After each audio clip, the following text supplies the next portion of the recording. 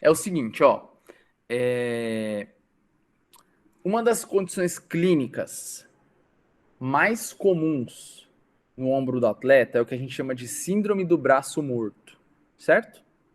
O que seria a síndrome do braço morto?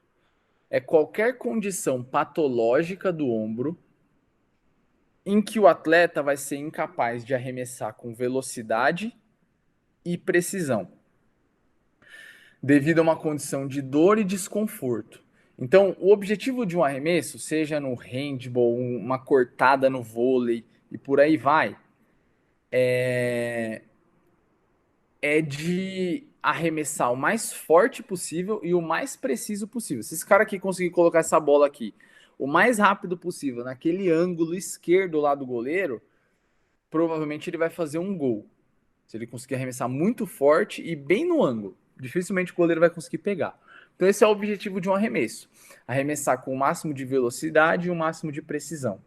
Quando o indivíduo apresentar alguma dor ou alguma incapacidade no ombro de realizar esse arremesso com o máximo de força e precisão que ele tem, isso é chamado de síndrome do braço morto. É uma característica clássica de esportes de arremesso, de atletas que têm dor no ombro, em que na hora que eles vão arremessar, eles falam assim: nossa, na hora que eu vou fazer força, parece que meu braço perde força, se eu não tenho confiança para jogar, parece que ele vai sair do lugar. Eles usam várias frases para caracterizar isso, né?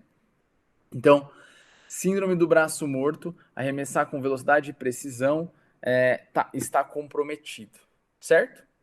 Até coloquei aqui um caixãozinho aqui do lado para fazer uma analogia para vocês não esquecerem mais. Esse caixão aí, ó, de curiosidade, é o caixão do Michael Jackson. Ele foi enterrado nesse caixão aí. Confortável, né? Seguinte, e existem alguns tipos de arremesso, tá? Arremesso superior, que é caracterizado principalmente pela rotação do húmero, é um arremesso que envolve muita rotação interna e externa do ombro, seja com o ombro em qualquer posição, mais acima da cabeça, mais abaixo do ombro, mas você tem um envolvimento grande de rotação do ombro. Isso é caracterizado um arremesso superior. O arremesso clássico aí do beisebol, da cortada no vôlei, de um saque no vôlei, por aí vai. Existe o arremesso inferior, onde você faz um movimento de baixo para cima, você tem menos exigência do manguito, de rotação de ombro, e um pouco mais de exigência aí do bíceps, dos músculos que fazem flexão do ombro. E também existe o arremesso lateral, em que a maior parte da energia e da força gerada sobre esse arremesso, ela é realizada na pelve e no tronco, principalmente através de movimentos de rotação do corpo, tá? E é um movimento que exige muito menos do ombro do que os outros dois. O ombro ele só é uma forma de administrar, de fazer com que a carga flua sobre o objeto que você quer arremessar. Mas toda a força, o movimento, ele é gerado no membro inferior e no tronco especificamente. É um arremesso clássico também de goleiros, às vezes, de alguns outros esportes, além do arremesso de peso, como está na imagem aí, tá? O arremesso, ele tem algumas fases e eu vou caracterizar aqui as fases do arremesso superior, tá? Porque é o arremesso que a gente mais acaba lidando no dia a dia, né? E eu vou começar com uma fase crítica do arremesso superior, que é chamada de arm cocking ou armação. O que acontece na fase de armação? Esse atleta, ele inicia apoiando o membro contralateral na frente, e daqui a pouco vocês vão ver o quanto que é importante ter uma boa estabilidade nessa perna contralateral ao braço que está arremessando, pode até influenciar na nossa reabilitação do ombro, do membro superior, em arremessos. Então ele começa essa fase quando ele bate a perna contralateral aqui na frente, faz o máximo de rotação externa do ombro e precisa de uma grande estabilidade aqui no quadril para suportar uma boa base de apoio. Quando ele chegar no máximo de rotação externa do ombro, ele vai entrar na fase chamada de armação tardia, tá? Então a fase de armação é quando ele começa a rotação externa e quando ele chega aqui no máximo de rotação externa, a fase de armação acaba e começa a fase de armação tardia, que é o primeiro ponto crítico sobre o ombro durante um arremesso. É uma das fases mais críticas do arremesso, chamada de armação tardia, tá? Só para vocês entenderem o que seria a armação, ó. A armação seria essa fase aqui do arremesso, ó. Quando ele... Opa, passei sem querer. Quando ele começar a fazer rotação externa aqui, ó.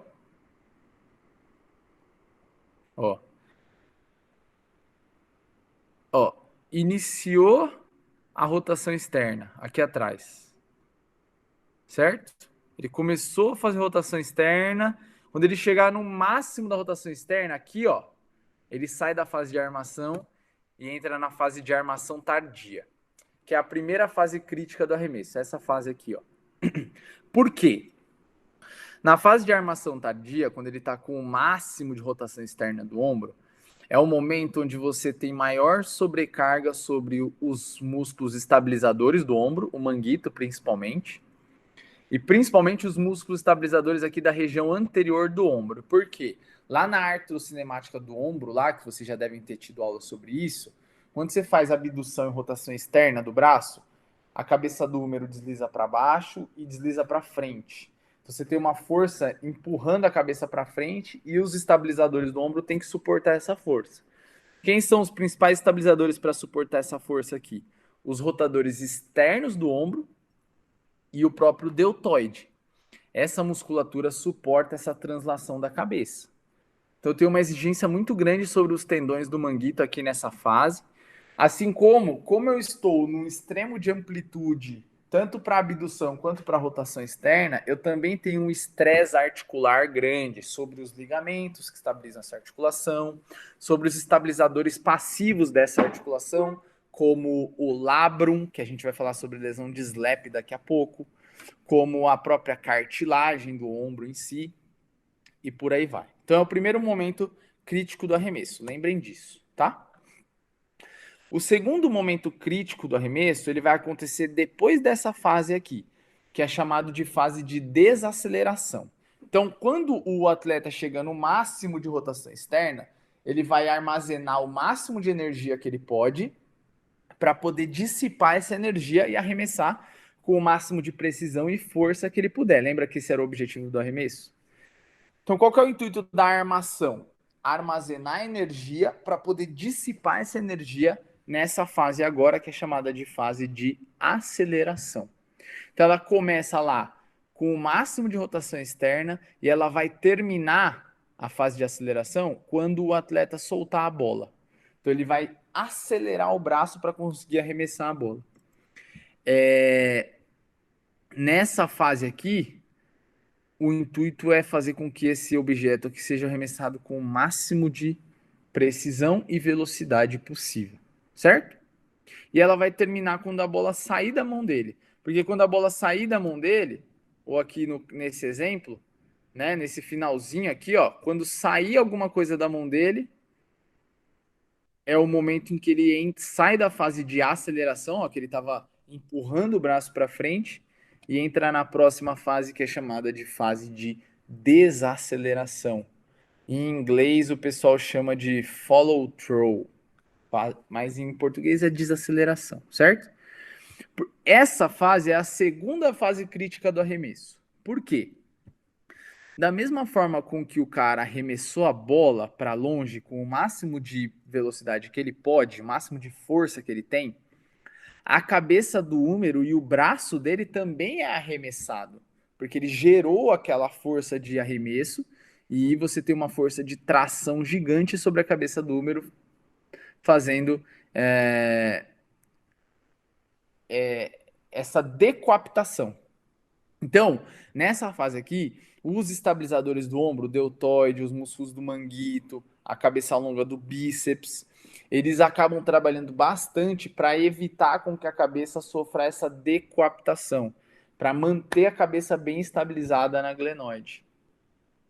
Então, é uma fase onde você tem uma exigência muito grande também sobre as partes moles do ombro. Então, é a segunda fase crítica do arremesso. O que eu quero dizer com isso?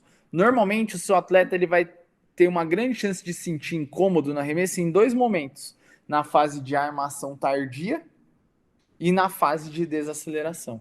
Porque são os dois momentos onde você tem uma alta carga aí, ó, sobre os músculos estabilizadores dessa articulação, principalmente manguito rotador, que suporta a decoaptação da glenomeral e também você tem uma alta carga excêntrica sobre os rotadores externos nesse momento. Beleza?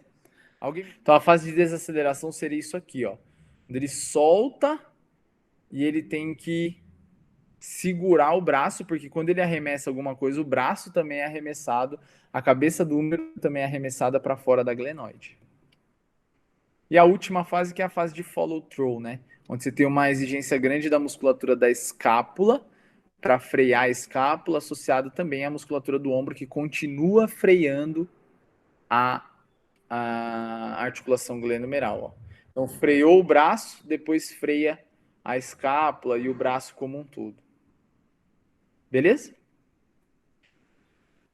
Essas fases elas são descritas no arremesso do beisebol, né? Vocês encontram isso mais fácil na literatura. Mas se vocês forem avaliar a biomecânica, por exemplo, do arremesso do handball, de um saque, de uma cortada no vôlei, que são esportes mais comuns do nosso dia a dia aqui no Brasil, essas duas fases continuam acontecendo da mesma forma. Seja num arremesso que é realizado do chão ou um arremesso que é realizado associado a um salto, você vai ter aqui ó, cocking, que é a armação, a aceleração e depois a desaceleração. Cocking, que é a armação, a aceleração e depois a desaceleração.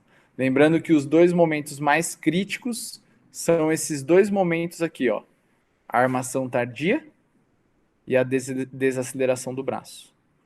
Nesse trabalho aqui da biomecânica do tênis, vocês vão encontrar isso. Dois momentos onde normalmente os sintomas aparecem.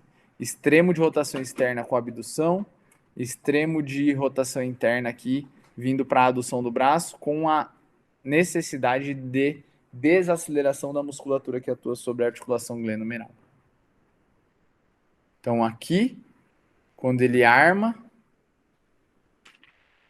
então aqui ó, no início da armação tardia, ó, esse comecinho aqui, e aqui no final, depois que ele bate na bola, quando ele tem que desacelerar o braço. São os dois momentos mais críticos e os dois momentos em que vocês têm que preparar mais os seus atletas para suportarem, porque é o momento onde você vai ter maior exigência sobre o membro superior como um todo. Fechado?